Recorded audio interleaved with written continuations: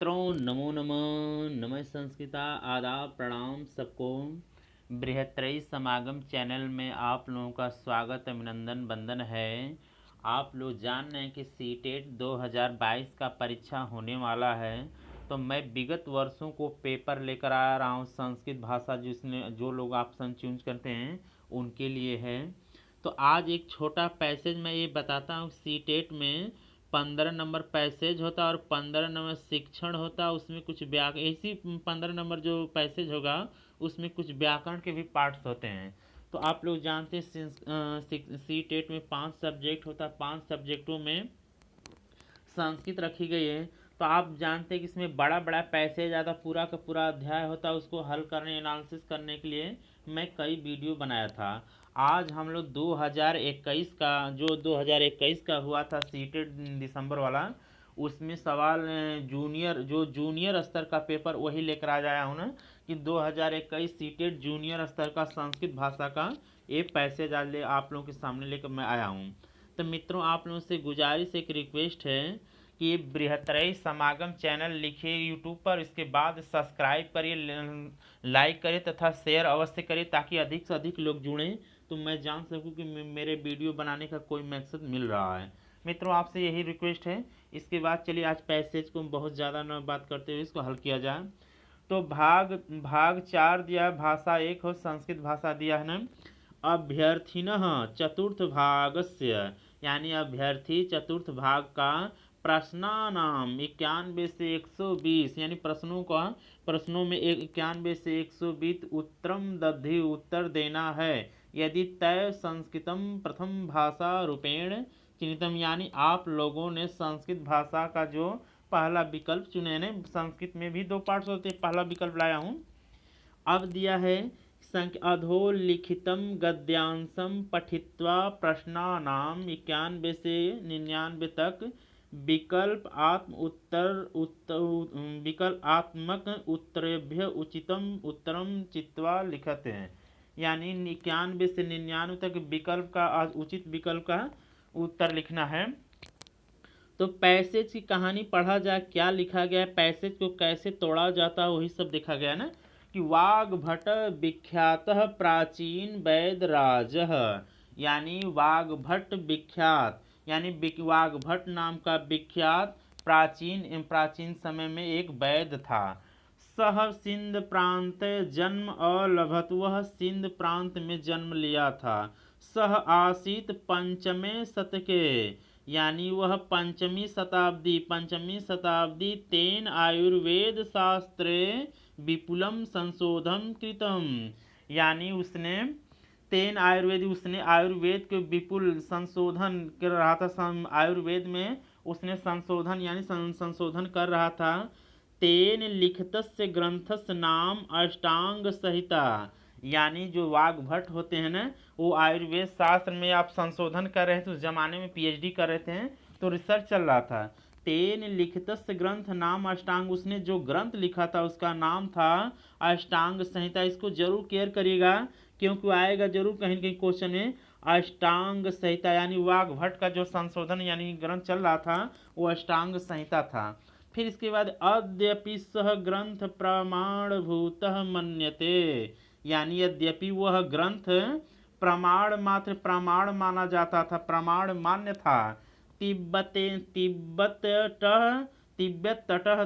तटः रामेश्वर पर्यंतम तस्य कीर्तिम प्रसीता, यानी तिब्बत के तट पर रामेश्वर पर्यंत पर उसने कीर्ति प्राप्त करता था। एतः ग्रंथः अधिकृत अद्ययावत 29 भाष्य विवरण ग्रंथा प्रसिद्धा संति, यानी ग्रंथ का उसने अधिक ग्रंथ का आद्य उसने 29 भाष्य विवरण ग्रंथा, यानी उसने जो वाग्भट होते हैं उनका जो अष्टांग संहिता होती है वो ग्रंथ का अधिक से अधिक 29 भाष्य विवरणों में प्रसिद्ध, यानी कि उस जमाने में 29 प्रकार के भाष्य विवरण ग्रंथ था, उसमें से भी इनका जो या अष्टांग संहिता प्रसिद्ध माना जाता था। एकदा धन्वंतरी विचिंतयत पृथ्वी तले विद्यमानानां विधिधानां वैधानां परीक्षा करणीयम इति, यानी एक बार धन्वंतरी व्यचिंतित, यानी उसने चिंतित होकर पृथ्वी तल पर विद्यमाना नाम। आप लोग सुनेंगे धन्वंतरी को भगवान या आयुर्वेद का भगवान भी कहा जाता, तो ऐसा देखते हुए चिंतित होकर पृथ्वी लोक पर विद्यमान हो गए। विधिमानम वैदनाम परीक्षा करनी, यानी वाग्भट का परीक्षा लेने के लिए कर ली। इति अतः तेन सुकस रूपम धृष्टम, यानी जो धन्वंतरी हैं, तेन सुकस रूपम, यानी उसने सुख का रूप धारण कर लिया। सह एकम एव प्रश्नम तिवारम उच्चारम वैदार्थम पृष्ठवान। तो कहा हुआ उसने एक प्रश्न को 3 बार उच्चार वैदराज से पूछा, हर वैदों से पूछा करते थे। सह प्रश्न आसीत को रुकह, यानी इसका अर्थ होता है ना कि आरोग्य संपन्न भवती इत्यर्थ।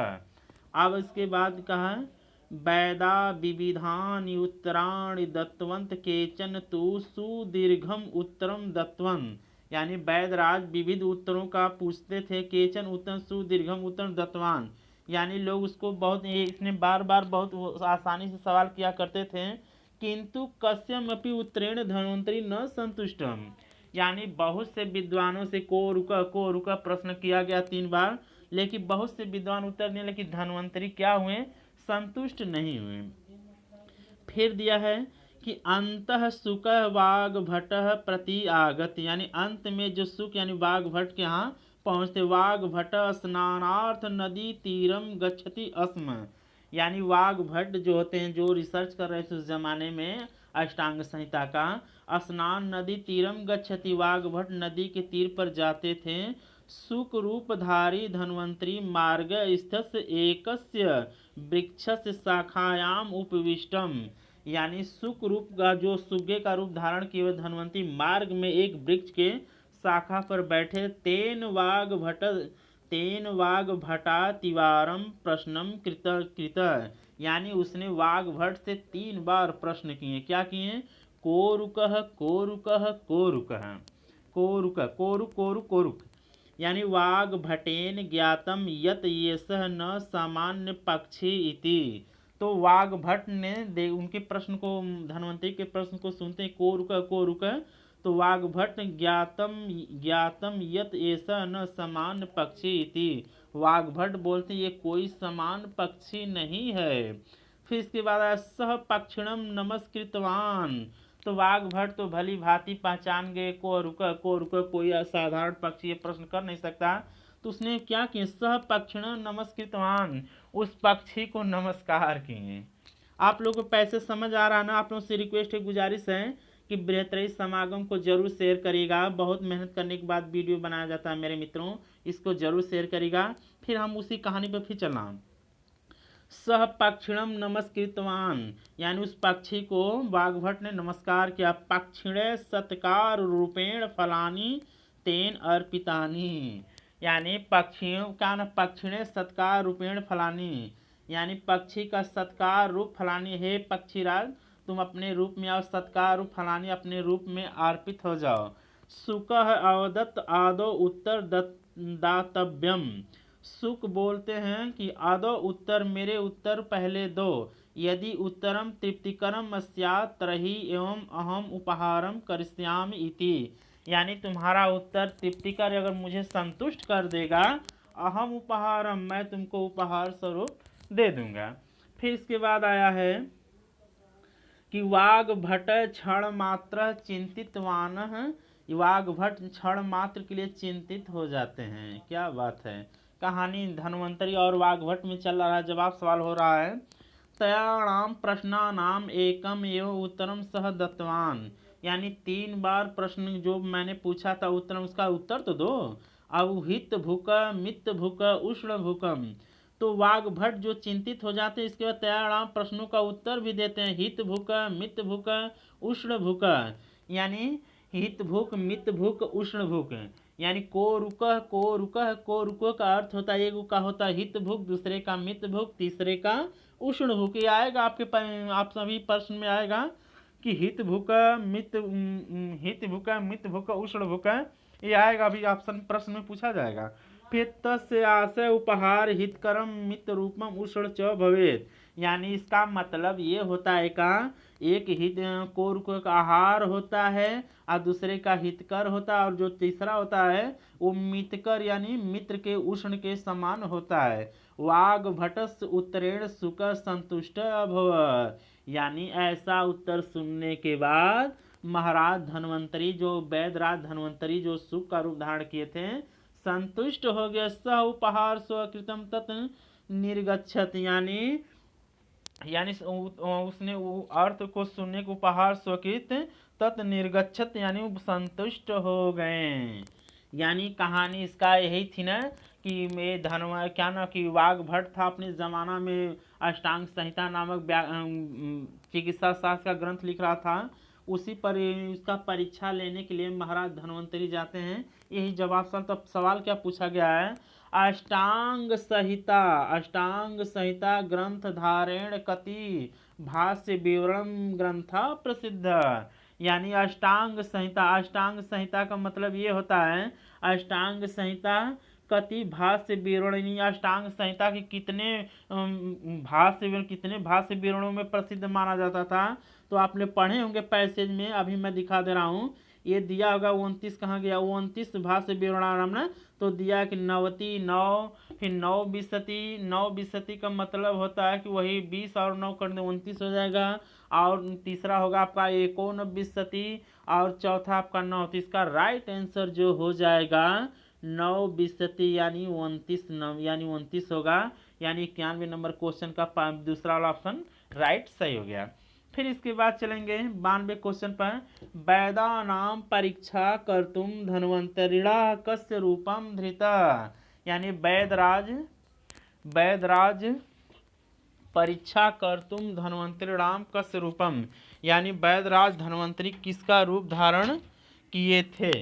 तो आप लोग पढ़े होंगे पैसेज की कहानी, तो बहुत आपके जवान पर मैंने बता ही दिया, हर चीज़ आप बता सकते हैं ना। तो सवाल ये होगा कि वैदराज धन्वंतरी वैदा नाम परीक्षा कर्तुम धन्वंतरी कस रूपम। यानी वैदराज धन्वंतरी किसका रूप धारण किए थे। तो आपने तो पढ़ा होगा ना, तो उसमें दिया है कि मनुष्यस्य शुकस्य सूनः कीटस्य। तो आपका 92 नंबर क्वेश्चन का शुक वाला ऑप्शन राइट सही हो गया। यानी 92 का राइट आंसर दूसरा वाला शुक हुआ।